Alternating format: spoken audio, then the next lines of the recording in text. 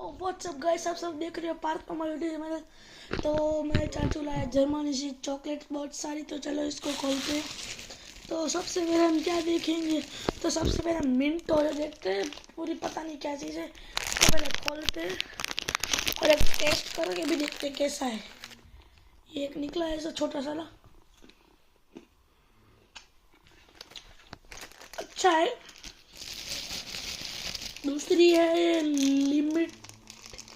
Limited edition स्कीटर्स। ये से 2 packet है हमारे पास। फिर हमारे पास है ये बिटकॉइंस, बहुत सारे $50 के, इतने सारे देखो। ये सारे $50, $100, $500 के सारे बिटकॉइंस है। फिर है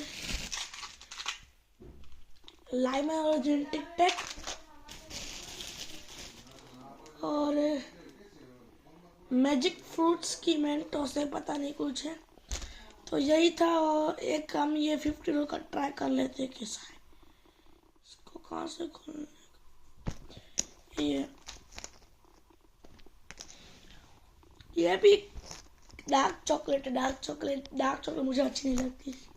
तो यही था मेरा आज का व्लॉग। तो बाय गाइस।